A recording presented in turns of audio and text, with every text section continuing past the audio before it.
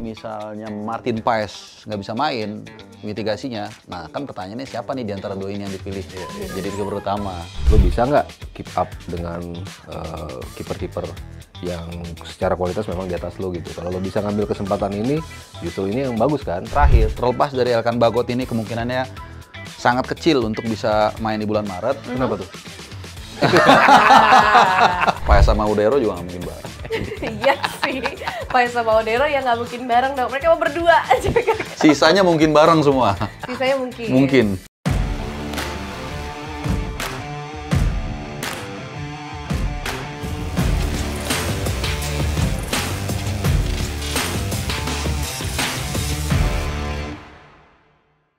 Hai teman Nalar, selamat datang kembali di Tiki Taka Ngobrol Bola Pakai Nalar. Kembali lagi bersama saya, Noella Sisterina.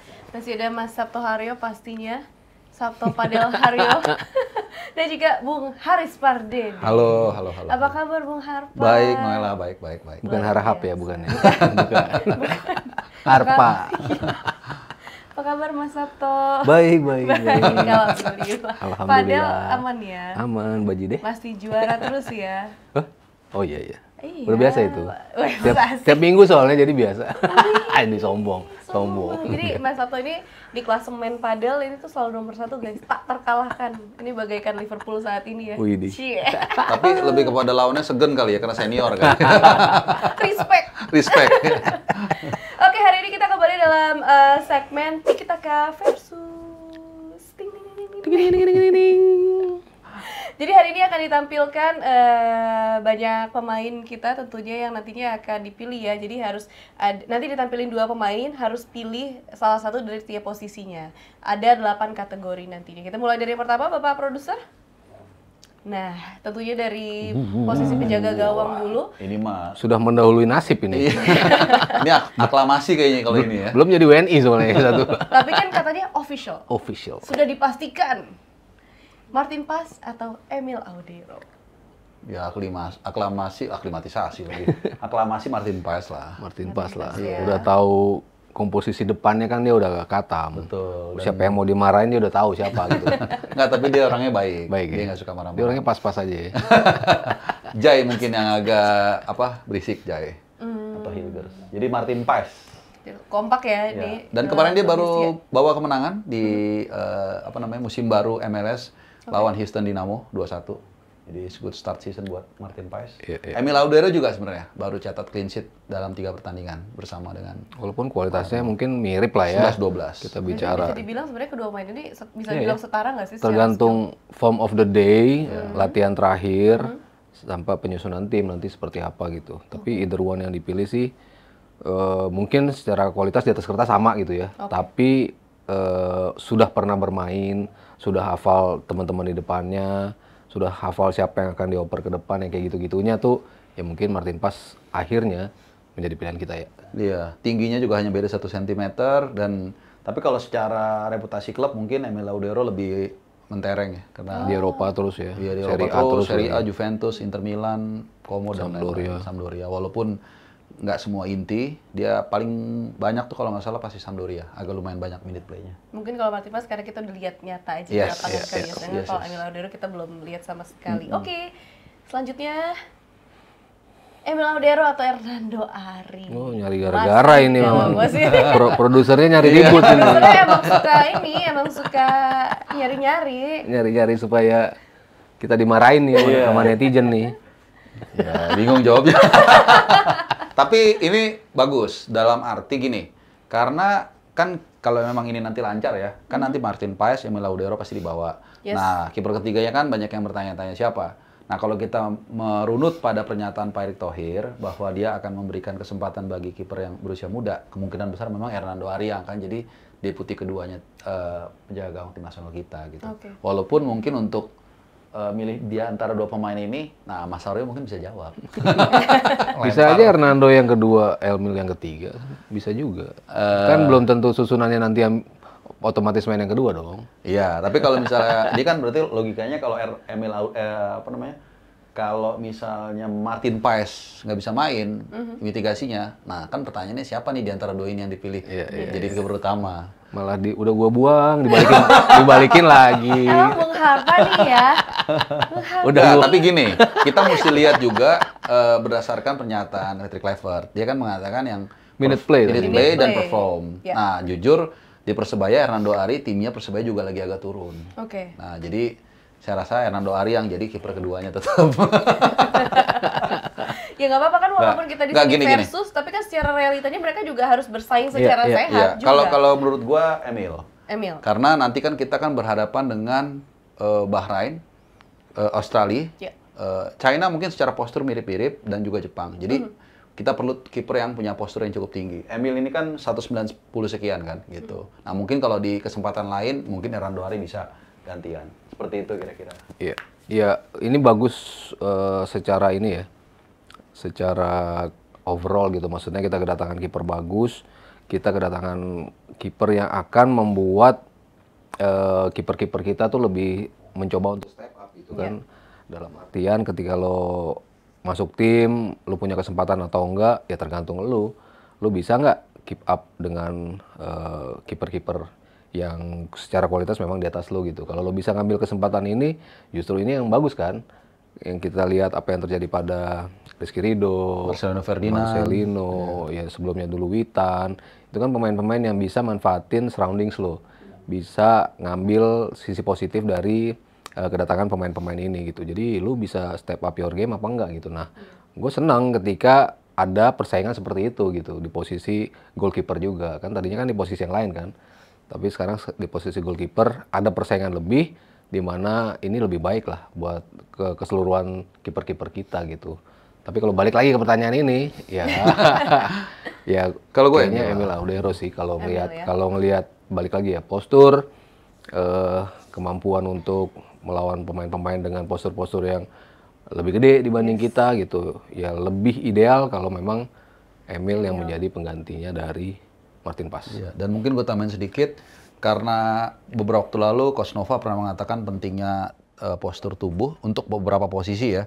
Penjaga gawang, mungkin CB, mungkin juga striker minimal 180 dan ini kalau kita mau bersaing di level Asia dan gue rasa itu benar karena kemarin gue bawain Liga 3 itu rata-rata kipernya tinggi 176, 177 which is kalau untuk level ASEAN mungkin oke, tapi untuk level Asia apalagi dunia kayaknya mandatory sekarang 180 deh. Ya kecuali kita bicara 30 tahun lalu ya ada Jorge Campos itu berapa 60-an kalau nggak salah ya. 168. 168. Tapi kan sekarang kan udah berubah. Jepang aja yang dulu secara kultural dia nggak terlalu tinggi, sekarang udah tinggi-tinggi kan karena perbaikan gizi dan lain-lain gitu. Jadi persaingan makin meningkat, kita juga harus memompa profil atau kapabilitas kita sih. Itu aja. Alright. Elkan Bagot atau Rizky Ridho? Sama juga nih, ngajak ribut juga nih. Emang berarti ini selain produsernya? Iya, produser. Nah, kalau gue jujur ya, kalau kita lihat performa terakhir, terlepas dari Elkan Bagot ini kemungkinannya sangat kecil untuk bisa main di bulan Maret. Kenapa tuh? Ternyata nggak cuma produser ya, teman Alan ya. Ternyata Bapak yang satu ini juga. Makin tajam ini umpan-umpan crossingnya kan. Set, tinggal smash apa enggak gitu. Ya, dengar-dengar. Oh iya, iya. Tapi kita nggak tahu. Di Blackpool dia luar biasa mainnya. Hampir tiap minggu, mungkin 2 bulan terakhir dia week in, week out selalu main. Rizky Ridho belakangan agak sedikit turun.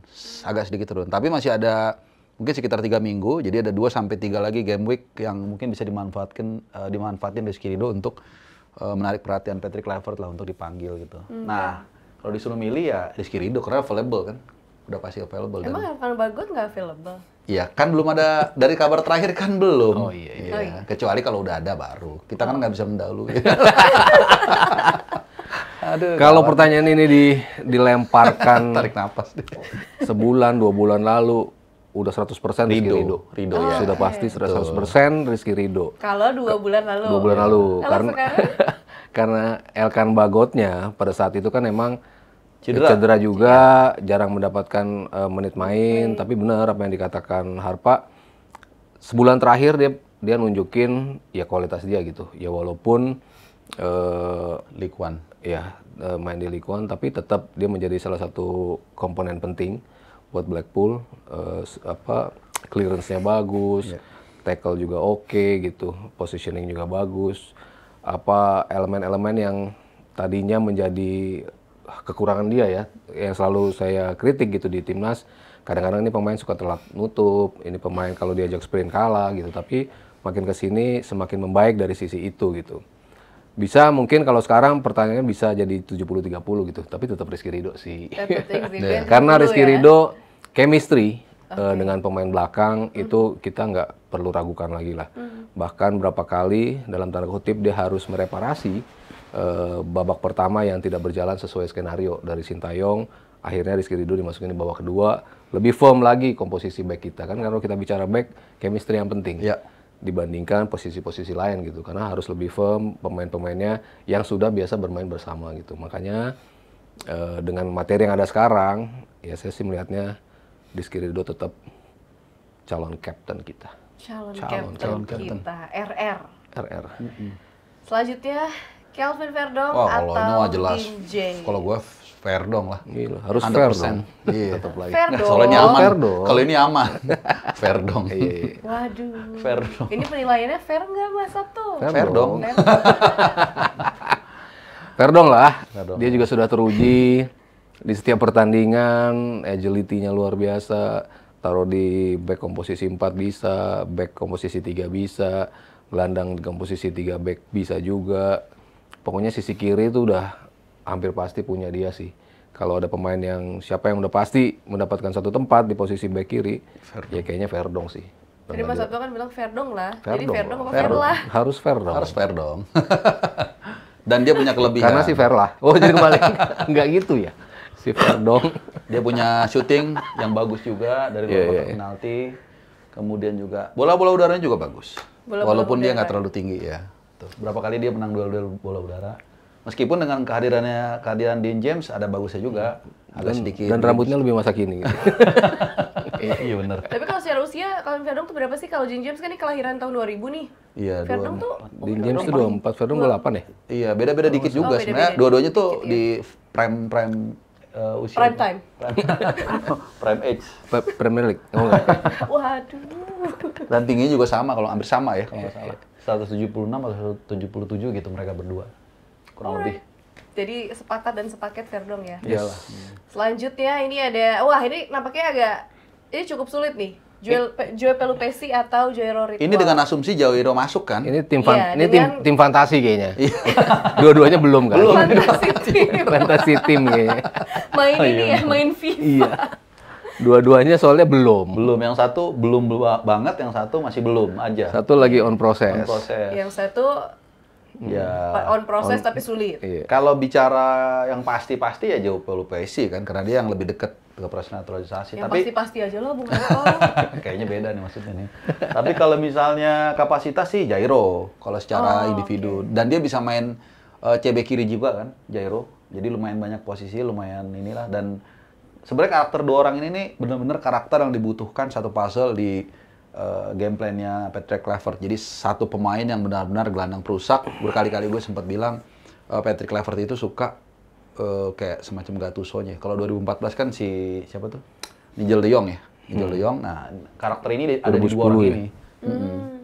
Itu cuman ya tadi yang kayak Mas Hero bilang ini kan fantasi ya, masih belum ada yang firm. Tapi Joe juga gue lihat highlights-nya juga tackle-tackle sih gokil juga sih. Gitu. Jadi ya Joe aja lah yang pasti-pasti kan, kata Noella yang Pasti-pasti pasti-pasti aja lah, aja. Bung Eko. Joey Pelupesi juga. Joy juga. Walaupun dua-duanya belum. belum Gak ada. apa-apa, ini kan fantasi. Tapi yang Oke, lebih sepakat lagi realistis ya ya. Iya, Joey. Lebih realistis. Prosesnya juga mungkin udah lebih Dekat. OTW-nya udah lebih dekat ya. Oke, selanjutnya Joy Wih. Pelupesi atau Ivar Jenner. Mencoba membelah lagi nih. Iya nih. Ini ya Bang Produser. Jadi kan, agak sih. sedikit beda karakter ya. Kalau Ivar tuh agak MC, kalau Joe itu pure DM, agak beda-beda. Dan Mogot. Iya. Cuman kalau Apal banget lagi-lagi ya, kalau kita butuh satu bodyguardnya si Tom Hai, ya karakter itu paling pas Joe Pelupesi, yang bener-bener tukang hajarnya segala macem gitu loh. Jadi teman kan itu bisa aja nanti dia double DM, dua ini main gitu. Jadi tapi kalau di head to headin, kalau terpaksa harus milih, gue pasti milih Joe Pelupesi. Apalagi nanti kita lawan Australia kan, menurut gua 90% gue yakin kita akan lebih banyak counter press bertahan, sehingga kita perlu yang karakternya kuat bertahan. Ivar Jenner kan 50-50 ya. Kalau kita lihat main di Young Utrecht dia juga masih suka ke depan, ke belakang gitu. Kalau Joe emang ya kasarnya tukang tajak lah gitu. Ivar Jenner kan sering digadang-gadang jadi pemain underrated karena katanya perannya di timnas kita juga Memang. sebenarnya luar biasa Memang. banget. Bung Harpa deh yang bilang. Iya, iya. Ivar Jenner Iya, kayaknya gue pernah ngomong. Iya, Bung Harpa deh yang bilang. Iya, dia mainnya emang nggak eksplosif, cuman menjaga keseimbangan di tengah sangat bagus dan menurut gue itu buah dari kesabaran dia quote by quote mau ngalah main di Young Utrecht kan. Oh, Tapi oke. dia hampir tiap minggu main gitu. Iya, iya, iya. Gitu. Gitu. Mas Sabtu tuh dia siapa? Seperti Joey kata juga. Iya, Mas Afro belum. seperti kata Rijal ya, Ivar adalah maut ya. Betul. Mas Aryo belum jawab tadi milih. Iya mana. iya, Ivar. Gue kok condong ke Ivar ya, Ivar ya? Kenapa Mas? karena chemistry-nya udah kebentuk sama Tom masuk akal. Haye. Walaupun ya gue penasaran juga sih Joey ketika dipasangin bisa langsung klop apa enggak gitu. Kalau bisa klop ya kedepannya udah Joey aja terus lah gitu. Cuman kalau masih dipertanyakan apakah bisa langsung nyetel apa enggak, kalau gue lebih amannya sih Ivar sih. Dan ini mungkin cerminan diskusinya si Alex Pastor sama Patrick Kluivert kali ya. Mereka ngitung kan dua-duanya punya plus minus gitu loh. Nggak yang kayak tadi kita bahas Verdong, Paes, mungkin kalau ada Jai itu udah pasti gitu. Ini area-area yang nanti mereka juga akan diskusi lebih dalam lagi. Dan mereka kan datanya lebih lengkap tuh. Dengan update terakhir kondisi pemain ini mungkin ada bahkan sisi psikis yang kita nggak tahu di sini kan. Iya. Jadi Dan Ivar tuh ketika kayak Gravenberch di Liverpool ya, mungkin Palu Pessi itu lebih ke Endo. Dalam defense-nya luar biasa Iya, gitu. iya, betul. Tapi ketika lo defense dan butuh transisi, ke depannya tuh Jenner tuh sering cepat untuk distribut ke depannya gitu. Betul, Jadi selain dia punya tugas mengcoverage area, tapi dia juga punya vision ke depannya tuh bagus gitu. Jadi kenapa makin kesini yang awal-awal gue sebenarnya biasa aja nih sama Ivar gitu, tapi bener belum ada hati ya. Wush. karena dekat lah, oh enggak ya. Jangan Bung, bahaya Bung. Bahaya Aduh. Bu. Bahaya. Kelihatannya lama-lama dia semakin penting perannya buat timnas gitu. Iya. Tapi dia ini bisa duet loh ini. Bisa duet Kalau dengan Tom misalnya mereka Haye. duet, berarti posisinya gimana tuh? Ya, Di atas Ivarnya panggung. Duet. Enggak dong, di tengah lapangan dong. Joe-nya yang lebih gantung. Duet kan? Oh iya.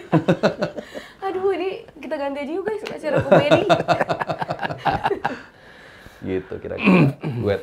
Ivar. Enggak, kalau gimana gua. jadi tadi posisinya kalau Oh bisa berdua. Bisa berdua, Ternyata kita ribut, nih main bareng gitu.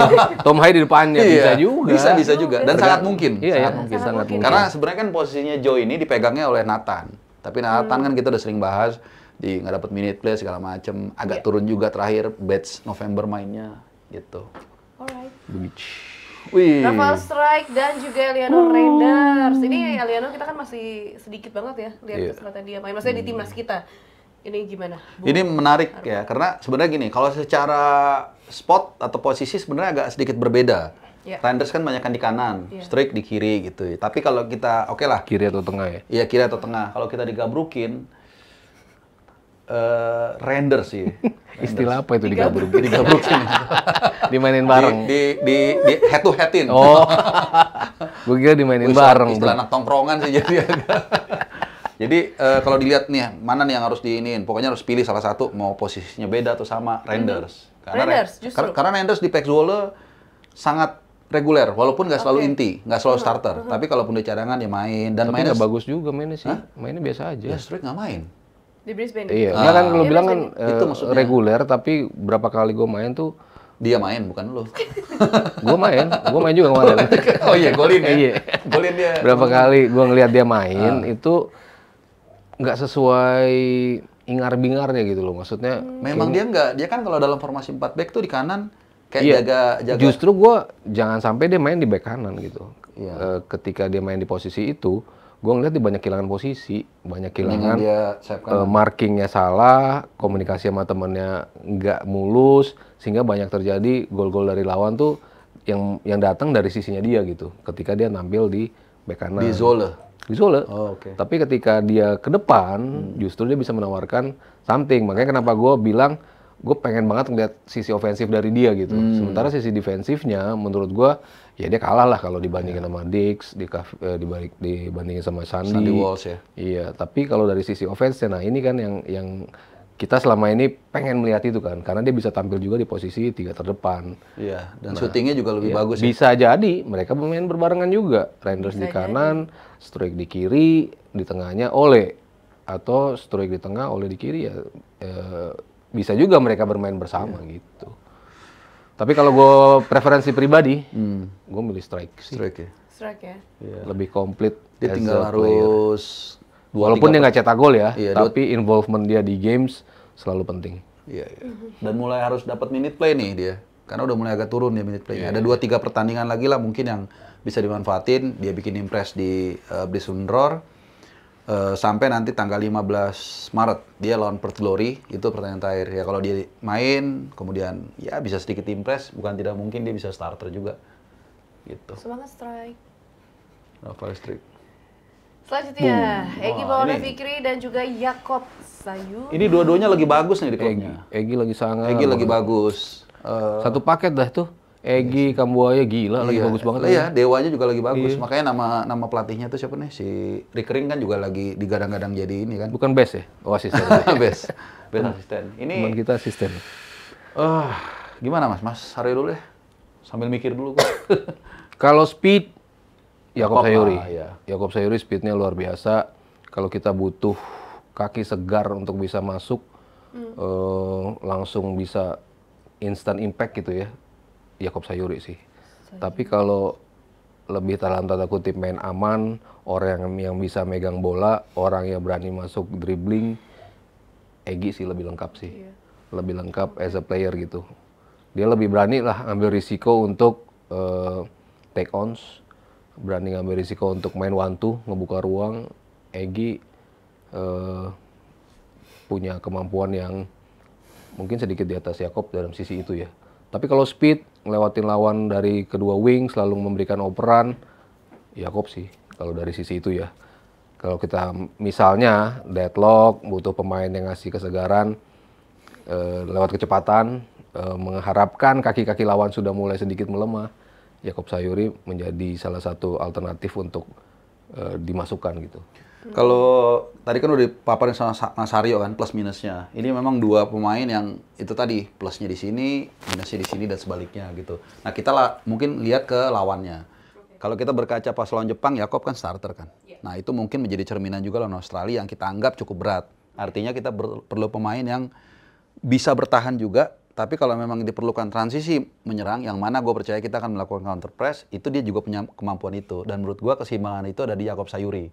Kalau kita mungkin hanya, let's say amit-amit ya, misalnya ketika ketinggalan 3-0 nih, menit tinggal 15 menit, nah mungkin itulah saat yang tepat untuk masukin si Egy gitu. Tapi kalau untuk dari awal, menurut gua, Jakob pemain yang mungkin bisa akan menjaga keseimbangan, terutama di sisi kanan tim nasional kita. Kalau gue ngeliat dia di tiga paling atas itu lebih oke sih.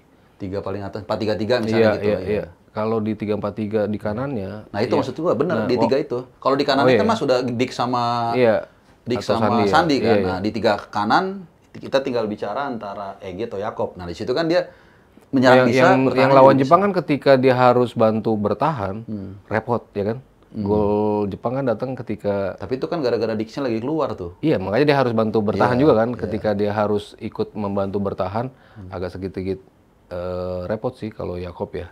Makanya kalau dia di depan tugasnya lebih ke ofensif. Ya nanti dinasihatin sama Kluivert lah supaya lebih Jangan berantem deh. Gue suka sih kalau dia di depan emang keren sih. Speednya itu loh. Iya. Jadi Mas Sabto lebih memilih Jakob. Tergantung tadi lawannya. Oh iya, oke deh. Kalau gue Jakob sih tetap lawan Australia. Yang 4-3-3 yang 3 yang depan kanan ya. Gitu. Jadi biar ada bertahannya dia juga bisa. Tapi ketika dia butuh counter cepat ada juga gitu. Ya, untuk ngegas di awal, Jakob sih. Udah. Nah ini closing versus Closing. Closing putih atau closing hitam?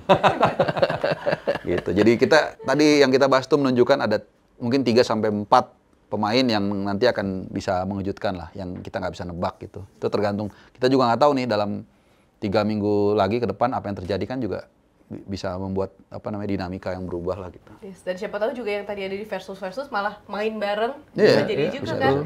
Kita akan nantikan bersama di bulan Maret nanti di laga lawan Australia dulu ya berarti. Iya. Yang kayaknya nggak mungkin main bareng tadi Rizky sama Bagot sih. Kayaknya nggak mungkin main bareng. Paes sama Udero juga nggak mungkin bareng. Iya sih. Paes sama Odero ya nggak mungkin bareng dong. Mereka mau berdua aja. Sisanya mungkin bareng semua. Sisanya mungkin. Mungkin. Iya, oke. Ya udah kalau gitu teman-teman, kalau kalian punya versi kalian sendiri boleh banget nih tulis di kolom komentar per kategorinya ya. Misalkan kalau Martin Pas sama Emil, gue milih siapa? Tulis aja di kolom komentar. Jangan lupa juga untuk like dan share dan subscribe YouTube channel Nalar Sport TV. Saya Noella, Mas Sabto Padel Haryo, Bung Harpa, pamit undur diri. Sampai jumpa di Thank episode you. berikut ya. Bye. Thank you, bye-bye. Thank you.